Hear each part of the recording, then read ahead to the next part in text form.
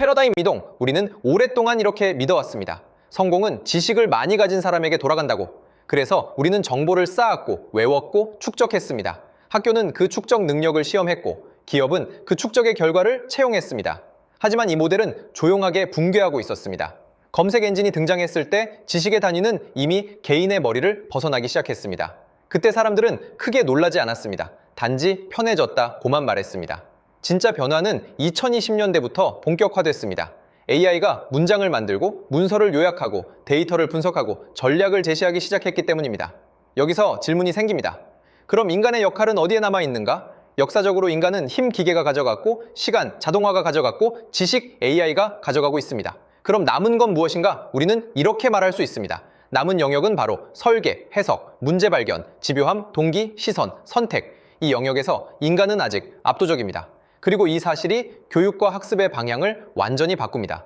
지식 축적과 지식 운용. 우리가 받은 교육은 지식을 쌓는 데 최적화된 교육이었습니다. 기억, 암기, 축적. 하지만 지금은 지식을 쌓는 능력이 경쟁력이 아니라 기본 기능이 됐습니다. 기계가 더 잘하기 때문입니다. 이제 중요한 건 지식을 저장하는 것이 아니라 지식을 운용하는 것입니다. 운용이란 무엇인가? 간단히 말해 도구화입니다. 과학에서는 이런 표현을 씁니다. Concept is nothing without application. 개념은 적용되지 않으면 그냥 텍스트입니다. 예를 하나 더 들어보겠습니다. 학생이 로지스틱 회귀를 배웠다고 해봅시다. 전통 교육은 이렇게 묻습니다. 그 개념을 설명해보라. 하지만 AI 시대는 이렇게 묻습니다. 그걸 어디에 쓰는가? 여기서 인간의 우열이 갈립니다. 설명은 기계가 더 잘하고 적용은 인간이 더 잘합니다. 그래서 우리는 운용 능력을 키워야 합니다. 운용은 결국 문맥과 목적의 발견입니다. 이 둘은 기계가 가장 어려워하는 영역입니다. 문제 발견 능력, AI 시대의 가장 과소평가된 능력은 문제를 정의하는 능력입니다. AI는 답을 줄 수 있습니다. 하지만 문제를 정의하지는 않습니다. 예를 들어 기업이 매출 하락을 겪으면 대부분 마케팅 강화나 프로모션 확대를 이야기합니다. 하지만 진짜 문제는 종종 다릅니다. 그 제품이 더 이상 설득력이 없을 수도 있고 고객이 다른 플랫폼으로 이동했을 수도 있고 제품 카테고리 자체가 노후화되었을 수도 있습니다. 진짜 문제를 찾는 능력은 관찰, 추론, 질문, 해석, 그리고 경험으로 구성됩니다. 이 조합은 AI가 쉽게 복제하기 어렵습니다. 교육에서 이 능력을 기르는 방법은 사실 매우 단순합니다. 왜를 5번 물어보는 것.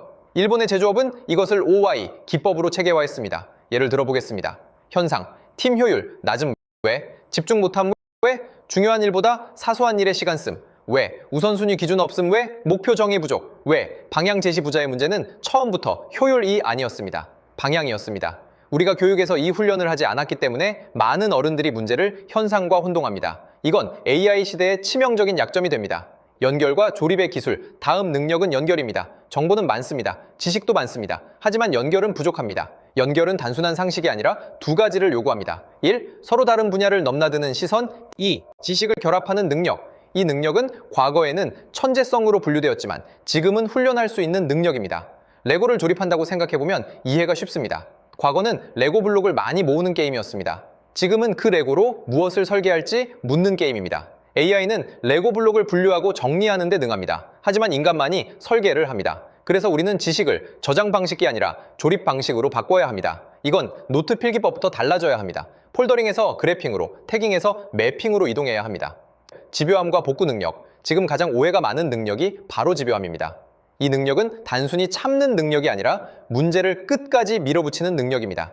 스탠퍼드의 연구에 따르면 아이의 성취를 가장 잘 예측하는 변이는 IQ도, 학교의 난이도도, 부모의 소득도 아니었습니다. 퍼시스턴스는 지속 의지였습니다. AI는 계산을 계속하지만 동기를 가지지 않습니다. 그게 인간과의 분기점입니다. 복구 능력이 중요한 이유는 실패가 급증하기 때문입니다.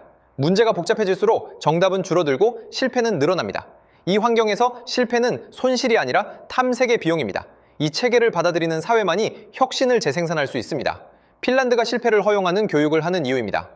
미래 교육 전략? 그럼 질문은 이것입니다. AI 시대에 아이는 무엇을 배워야 하는가? 저는 이렇게 정리합니다.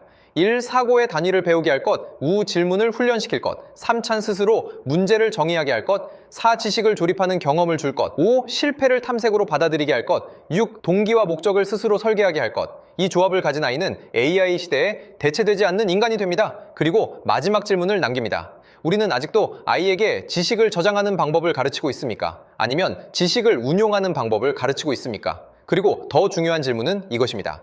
우리 자신은 과연 어떤 쪽에 서 있습니까?